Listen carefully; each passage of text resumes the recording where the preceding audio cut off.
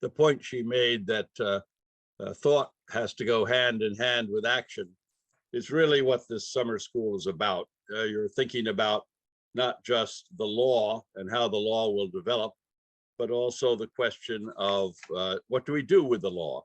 How do we put it to work for the benefit of nature and people? So the environmental law has really just begun. I mean, it's only in existence since the 1970s. That's a very short time. Criminal law goes back, several thousand years, but we've not worked on a legal framework for nature until recently. And what we're finding is that it's not working fast enough. We're not taking the action that we have to take. So I think if we take a look at law as ecological law, as a transformation, as a transition, that the law must be our vehicle to going from a very unstable, destructive environment to a more sustaining, resilient environment. This ecological transformation must be the new challenge for environmental law. In the past, we thought environmental law could fix things. We had a very instrumental approach to it, not a very deep approach. And now we're realizing that despite very good environmental laws, we have excellent innovations. They're not applied consistently. They're not applied at scale globally, and they're not working because the problems are getting greater and greater. Some of you have read the book, the little report that the UN Environment Program issued called Making Peace with Nature. If you haven't, you should Google it and read it. It doesn't take long to read. But it basically outlines the three great threats that face all people and all nature on the planet today. The first threat, of course, is the climate change, which is accelerating, is already here. It's not something in the future, and the impacts are quite acute. But the impacts are equally dangerous for the loss of biodiversity. We have disrupted the biomes of the earth. We're on the verge of destroying the Amazon rainforest. It's at its last period of where we might protect it and keep it. Otherwise, it will go, and when it goes, the entire climate of the planet changes. It's such a big area. We're about to begin doing that in Central Africa. Too much development of new oil and gas in places like Uganda is going to chew up the remaining forest, and we're going to see a similar loss of biodiversity. And then the third great crisis is the crisis of pollution. It's not just the plastic pollution that the UN wants to eliminate from the oceans that comes from our land-based sources, but it's all pollution. Small amounts of pollution accumulate. And we now have a vast amount of acid rain. We have set so much gas into the atmosphere that it is absorbed by the water vapor, and it precipitates out as acid rain and acid snow. Despite having an international treaty to try to prevent acid rain, it only works in the margins for North America and Western Europe. The largest export from China, for instance, right now is acid rain. It falls out over Japan and over Korea and over the North Pacific up to Alaska and Canada. So we've got to come up with ways to control all kinds of waste. In our cities, most of the cities in the world today have polluted air, and the people cannot live in a healthy way. The air pollution in cities is damaging the lungs of everyone and making life in the cities intolerable. Of course, we're doing this to water, fresh water, as well as the marine environment. So pollution is our third great threat. All of these added up are what we can say is really the acceleration of our crisis in the Anthropocene, the time in which humans are shaping the planet. not living within the evolutionary patterns of the planet. For instance, in 1992, we had the world gathered together in Rio de Janeiro for the UN Conference on Environment and Development. It was very clear at this conference the kind of threat we had. The governments were well organized to deal with it. There had been a long report called Our Common Future, a report chaired by the Madam Gro Harlem Brundtland, the Prime Minister of Norway. It had spent 3 years and analyzed the problems of the planet, including the problem that Professor Gaillard just spoke about of nuclear warfare. And its report, Our Common Future, in 1987, called upon all nations to take intelligent action, to use thought and bringing action about to stop these trends. It popularized the idea of sustainability. And sustainable development as a concept was worked on in the 1970s and early 80s by the International Union for the Conservation of Nature, IUCN, which took the idea of sustained yield from our agricultural and forest produce and said, all life must be sustainable. You must always take care of renewing your living systems. So sustainability went from a small technical term to a global philosophy, a political philosophy. And now everyone wants to have sustainability in the face of a clear evidence of unsustainability. We are not sustainable. But in 1992, we adopted a long text, 800 pages, called Agenda 21. And Agenda 21 spelled out all the ways in which we could change to become sustainable. One of the most comprehensive and difficult chapters was on production and consumption. The rich have to consume less and produce in more intelligent ways, and we have to be equitable in the pattern of sharing our wealth on the planet. But other chapters were implemented, but not enough, not at scale. A commission on sustainable development was created at the UN, and the nations stopped attending. They sent lower and lower officials who gave reports, and it basically did not stimulate the kind of change, transformational change that we require today. So making peace with nature is our most recent wake-up call. It tells us that we've got to act, but the news keeps coming in. The Intergovernmental Panel on Climate Change has supplemented its last reports that shows we will have significantly higher sea level rise in a shorter period of time. Therefore, small island states need all the help they can be given today to help migrate, to help their population shift to places where they can continue their lives, their civilizations, but not at their homes. This is a great tragedy. It's a tragedy that the indigenous people have been experiencing ever since colonialism began. But it's now a tragedy forced by what we are doing to nature. And it will come to every coastline in America, in Europe, in South America, North America, in Asia, Southeast Asia. It's a serious, serious wake-up call. And it's happening in front of us, so we cannot ignore it any more than we can ignore the wildfires and the extreme heat and drought, or for that matter, the flooding that we now see in Pakistan and other places. So what's going to stimulate us to move from rather instrumental environmental law, which tries to fix things, to ecological law, which tries to bring the human into an ecological relationship with nature, with all other natural systems. So we have a symbiotic relationship with other natural systems. This is quite a mindset. It's emerging in all countries. People are aware of this. That's the good thing.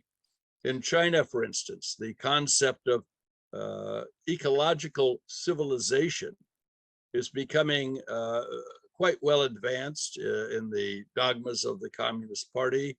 And they're realizing that we have to shift to an ecological civilization model if we want sustainable development to take place in the future in China. I suggest you take a look at sustainable ecological civilization. Now, even though China has very advanced environmental laws and has now the largest system of environmental courts in the world, China still has not changed the paradigm. They're building the system to create ecological transformation, but they're still stuck in the old paradigm as they rebuild the new one. And that's the same in Europe, and that's the same the United States and other countries. We are trying to build a new system, but we're stuck in the old system. Excuse me. One of the great threats that we have beyond beyond the threat of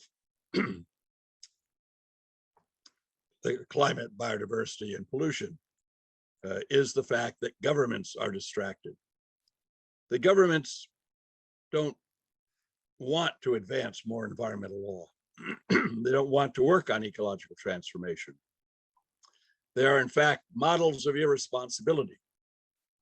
And we must use the tools of environmental law to break government out of this distraction.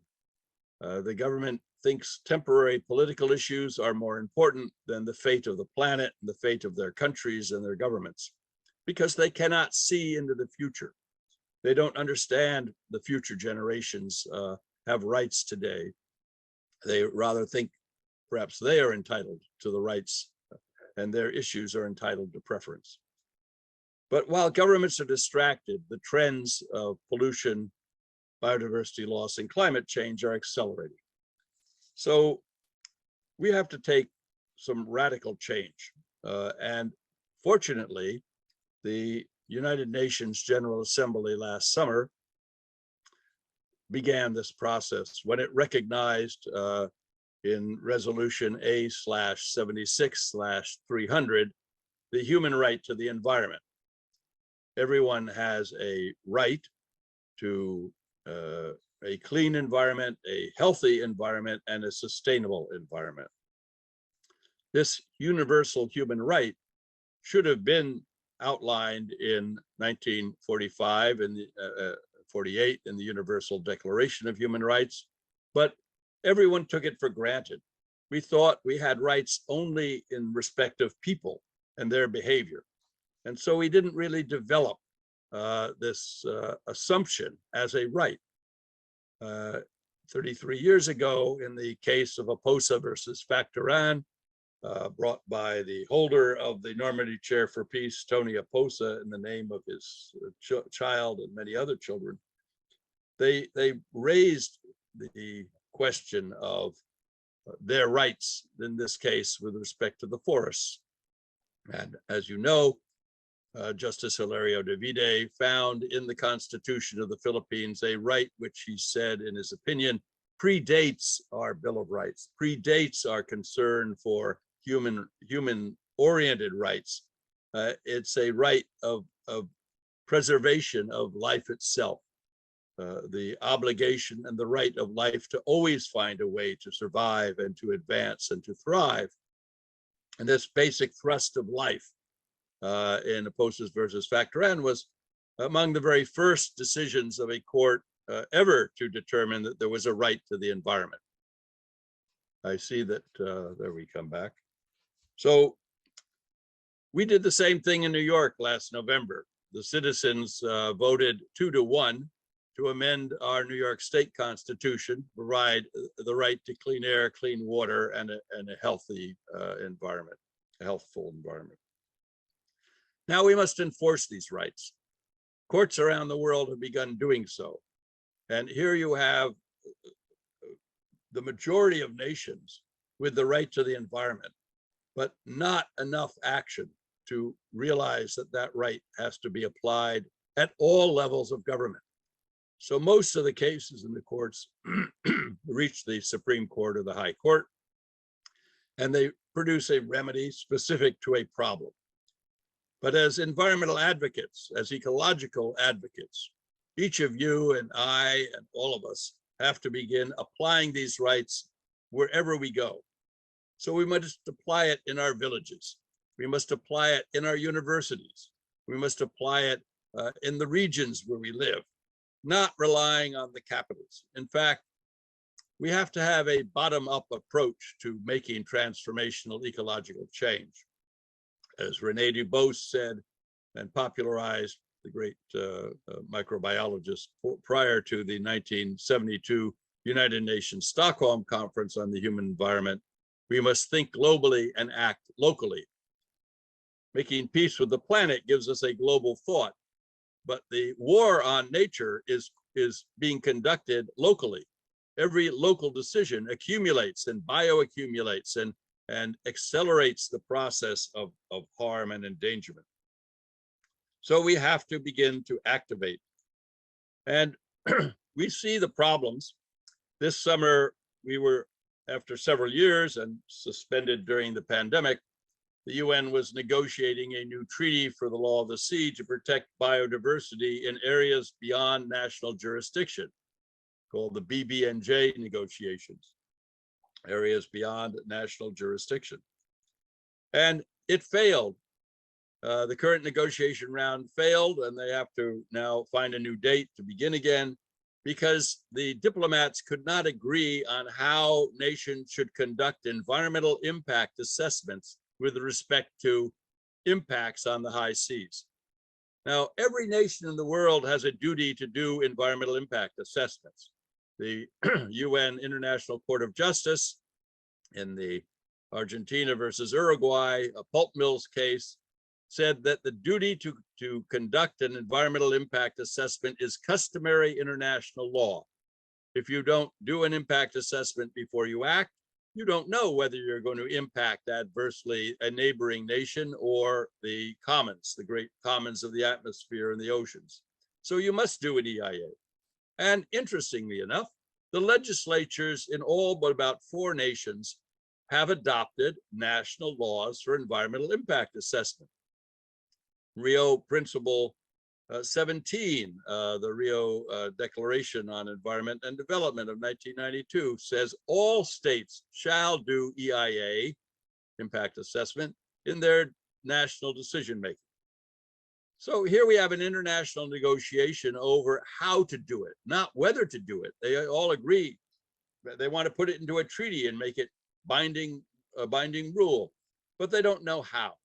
So we're going to have to go back and begin to make EIA a reality, not just a paper law, not just a piece of bureaucratic study that gets done and some consultants get paid, but a law with real public participation, a law that engages in looking at alternatives to ecological transformation that can strengthen nature and avert the damage. So here's a good example. We have failed to make EIA a functioning legal system, although it is the law. So we have an obligation to align thought with action. Another example is the protection of wild areas, of open space, of nature. We have quite a lot of the world set aside in national parks and in preserves, but we must do more. We are setting up huge biodiverse sanctuaries in the marine environment. Nations are using their exclusive economic zone to basically set up parks in the oceans and restrict all fishing and impacts on life, so nature in the oceans can continue. It's coming rapidly, but not rapidly enough. We must basically begin to do the same thing in our terrestrial environment. And this, of course, means a huge paradigm shift because we can no longer develop land. Development has been the tool and the engine that ran our governments. Now we must revert to preserving the land for both farming, if you will, but also, which is can be a low intensity use, and we need the sustainable food systems locally. but also to preserve the natural systems of life. So terrestrial protection of the environment is necessary. And E.O. Wilson, the late professor from Harvard, wrote a book called Half Earth, in which he said, if we don't stabilize one half the earth right now, half of our land areas, then frankly, we can't sustain the other half. And guess who? We live in the other half right now, most of us. So we're basically in a suicide pact. If we don't save half the earth, our half goes, and we go with it. This is a reality that the United Nations has begun to appreciate, because last year they adopted a decision that this decade, the one that we're in, is called the Decade of Ecological Restoration. This is another call to action, like the book report, Making Peace with Nature. What does it mean to have a decade of ecological restoration? Well, it's action.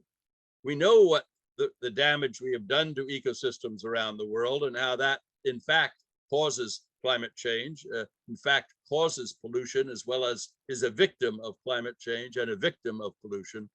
But we need to embrace this call to action of ecological restoration and ask ourselves, ask yourself, what is it in your study of law? What is it in your practice of law, once you're all lawyers, which will promote ecological restoration? It's a little bit like saying we're going to promote the rights of children or the rights of women. Yes, we have to be affirmative in doing these things, but that means we must be affirmative equally strongly in promoting ecological restoration. And we're far behind other social movements. This is not a popular idea that you find on the front pages of the newspapers, like you find the challenges to the rights of women is a front page topic in the media. Ecological restoration needs to break out of the chains that we have bound it around it and become a popular issue. So we have these three levels that you must act with your thoughts. The local level, where we can have a major impact in our own personal lives and in the lives of our neighbors and our neighborhoods and our local villages and cities. And then there's the national level, and then there's the international level. All three are related. They are all connected. One cannot succeed without the other. And so we must build up ecological transformation in each of these levels and use the newly recognized human right to the environment as the lever. Once you can assert a human right to the environment, people ask, how do you do it? And then you must have the answer. You implement environmental impact assessment before you act. Nobody says, don't look both ways before crossing a busy highway. You look before you leap. You don't jump over a crevasse if you can't get to the other side, or step off the curb until you can do it safely. So we must begin doing EIA locally. And EIA is an example of what Professor Gaillard suggested is complex thinking. EIA requires the integration of all forms of knowledge. It doesn't allow silos to exist. It looks for new ideas to help break patterns. We're going to have to make some radical change, such as no fossil fuels. Rapidly, we're going to have to end our wasteful society. We have the intellectual tool, the circular economy. Everything can be reduced, recycled, or reused. We must now act that way. We must, in fact, do those things. And then we have to take abrupt measures now to stop the loss of biodiversity. All of the work in your summer school and the Model UN and so on will lead us in that direction. I'm very grateful to the Normandy Chair for Peace and the region of Normandy and all those who have brought together the work of the Normandy Chair for Peace. It's made a big impact in the thinking, and also I think in the action. to promote ecological transformation. So I wish you well in your meetings. I'm sorry I had to interrupt the program and come in the middle of your day, but I know you'll have a very productive rest of the conference, and I look forward to hearing all the reports. So thank you very much, and good luck in your deliberations.